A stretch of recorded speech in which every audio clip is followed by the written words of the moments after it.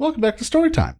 In today's episode, we're going to be reading a story by the user Potential Smell. Using the prompt, you are part of a league of superheroes who save the world, yet you never go on missions. You are only called for one thing: total annihilation, for when they don't want survivors.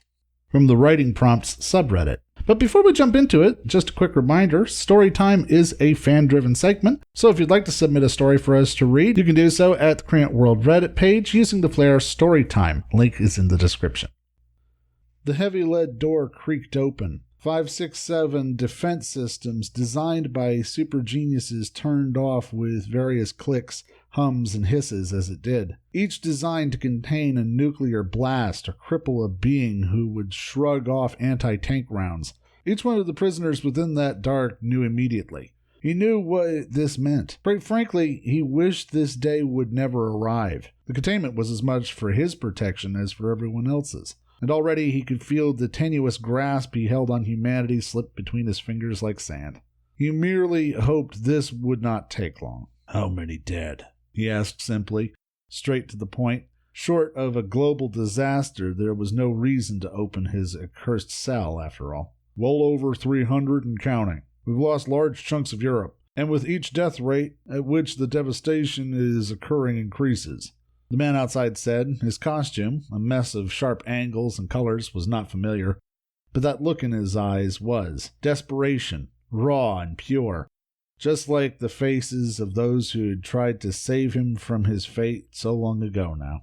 "I'm sure you know what opening this box means," the man in the cell said, a pulse of energy rushing through the air as if to corroborate his words before being stopped by an invisible barrier. "I do," the hero said. Steely resolve filled those words, something the man in the cell knew all too well from before he was an abomination, and it brought a rare smile to his face. "Tell me, who are you, lad? I would like to know the man who is to give me my first taste of freedom in decades," the man in the cell asked. The hero blinked twice, as if he was prepared for any question but this before answering. "I'm Kyle Brown. I'm known as the Hero Kaleidoscope, and I make portals to go anywhere they're needed." "Who are you, may I ask?" Kaleidoscope said as a shimmering gateway to the desolated wasteland opened. "Me? I forgot long ago. I suppose it doesn't matter anymore. The last generation called me damned. The one before that called me accursed. Blight was another fun one. But there was a time when I was called Paragon, a hero who saved. But ignore the reminiscing of an old man, please.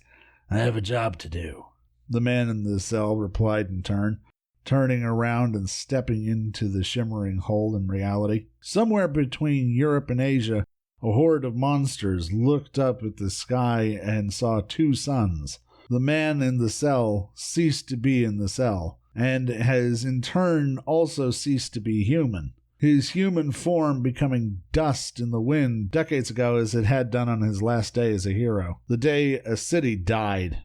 There was no sound. Nothing could withstand the wave of terrible radiation and carnage that the thing wrought. By the time the containment team arrived once more to retrieve the cursed man, nothing remained but a burnt-out husk in the rough shape of a human being. The first hero, Paragon, was at peace.